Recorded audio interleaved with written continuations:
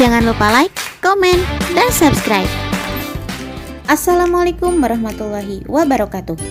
Materi prakarya kali ini kita akan membahas mengenai pengolahan bahan pangan sayuran menjadi makanan dan minuman kesehatan. Bagian-bagian yang akan kita bahas adalah pengertian sayuran dan klasifikasi sayuran. Kemudian, kandungan dan manfaat sayuran serta teknik pengolahan akan dibahas pada materi selanjutnya. Selamat menyimak.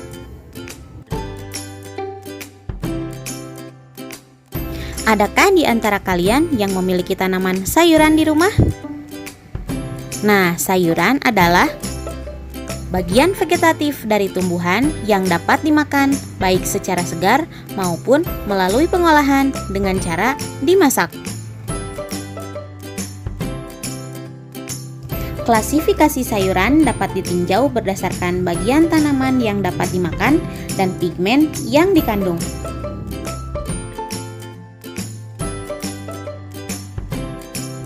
Berdasarkan bagian tanaman yang dapat dimakan dibagi menjadi sayuran daun, sayuran batang, sayuran akar, sayuran polong, sayuran bunga, sayuran buah, sayuran umbi batang, sayuran umbi lapis, dan yang terakhir adalah sayuran jamur atau mushroom.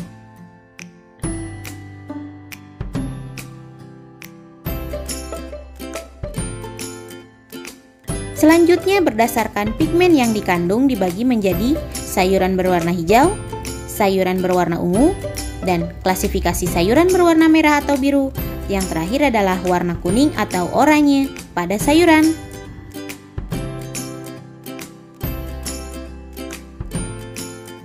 Berdasarkan bagian tanaman yang dimakan, mari kita bahas satu persatu. Yang pertama adalah sayuran daun atau leaf vegetables. Sayuran daun merupakan jenis sayuran yang dapat dikonsumsi pada bagian daunnya.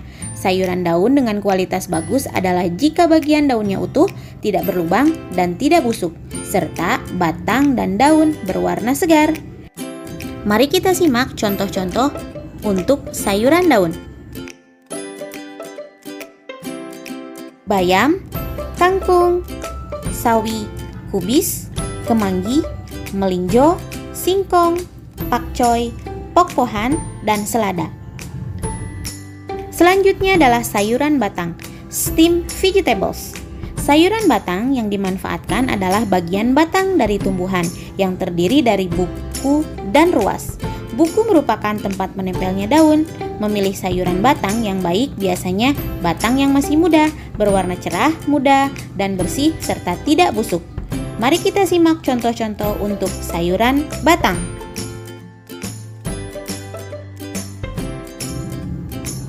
Asparagus, rebung, paku, dan seledri. Selanjutnya yang ketiga adalah sayuran akar, root vegetables. Sayuran akar berupa umbi-umbian karena umbi merupakan akar menggembung. Sayuran akar banyak mengandung karbohidrat dan berbagai nutrisi sehat lainnya. Sayuran akar yang baik adalah yang sudah berumur cukup, ukurannya besar, tidak tumbuh tunas, kemudian tidak ada bagian yang membusuk. Untuk contoh-contoh dari sayuran akar, mari kita simak. Contohnya ada kentang, wortel, lobak, bit, talas, ubi kayu, serta ubi jalar. Keempat adalah sayuran polong. Sayuran polong yang dimanfaatkan tidak hanya pada bagian polongnya, tetapi kulitnya bisa ikut dimakan juga. Kualitas sayuran polong yang baik biasanya yang muda, biji sayuran tidak menonjol, dan kulitnya masih lurus.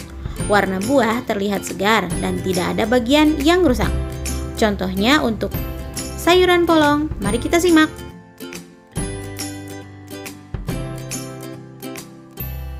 Ada buncis, kacang kapri, kacang panjang, kacang kedelai, dan kacang merah. Yang kelima adalah sayuran bunga atau flower vegetables. Tanaman sayuran yang berasal dari organ generatif dan yang dimanfaatkan pada bagian bunganya. Sayuran bunga dikatakan memiliki kualitas baik jika bunga atau kembang tersusun secara kompak, ukurannya besar, berwarna cerah, segar, dan tidak ada bagian yang digigit hama. Contoh-contoh untuk sayuran bunga adalah brokoli, kembang kol, bunga turi, dan kecombrang. Yang keenam adalah sayuran buah, fruit vegetables. Sayuran buah dihasilkan dari penyerbukan dan pertumbuhan yang terjadi pada organ bunga, sehingga yang dimanfaatkan bagian buahnya. Sayuran buah yang memiliki kualitas baik biasanya dengan tingkat umur yang cukup atau tidak terlalu muda dan tidak terlalu tua, berukuran besar dan sayuran buahnya berwarna cerah, segar, serta tidak ada bagian yang busuk. Contohnya adalah untuk buahnya atau buah sayurannya adalah tomat, cabai, paprika, timun, terong, pare, labu siam, jagung, dan oyong. Selanjutnya yang ketujuh adalah sayuran umbi batang. Sayuran umbi batang adalah batang yang tumbuh ke dalam tanah.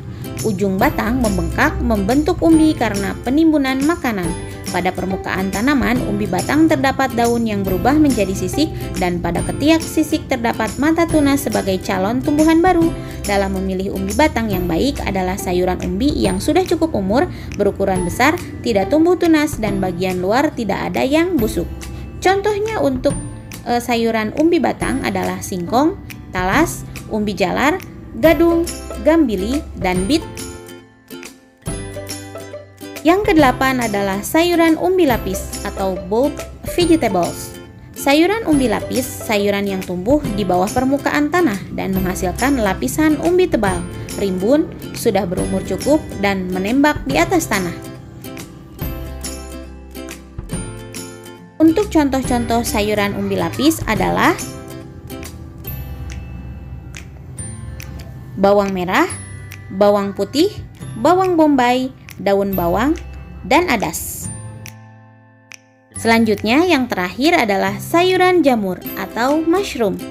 Sayuran jamur secara ilmiah bukanlah tumbuhan, tetapi bagian cendawan dapat dimakan sehingga digolongkan sebagai sayuran. Sayuran jamur yang baik adalah yang masih muda, bersih, dan tidak ada bagian yang rusak, terkena hama, atau busuk. Contohnya adalah jamur merang, jamur kancing, jamur tiram, dan jamur kuping. Kemudian, untuk berdasarkan pigmen yang dikandung, yang pertama adalah sayuran berwarna hijau. Sayuran berwarna hijau terbentuk oleh klorofil. Kandungan klorofil pada sayuran hijau dalam suasana asam akan berubah menjadi hijau tua dan dalam suasana basah akan menjadi hijau terang.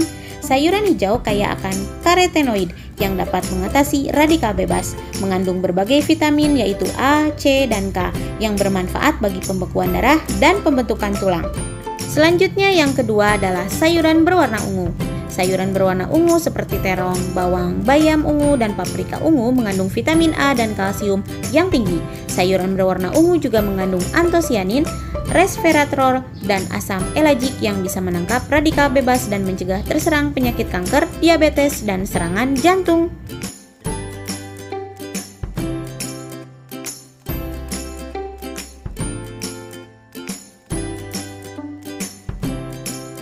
Selanjutnya yang ketiga adalah klasifikasi sayuran berwarna merah atau biru. Klasifikasi sayuran berwarna merah atau biru karena adanya zat antosianin yang sensitif terhadap perubahan pH dan dapat larut dalam air. Ketika pH dalam keadaan netral, pigmen berwarna ungu. Ketika dalam keadaan asam, pigmen berwarna merah. Sedangkan saat terdapat basa, pigmen berwarna biru.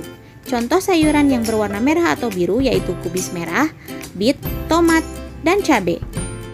Yang terakhir adalah warna kuning atau oranye pada sayuran.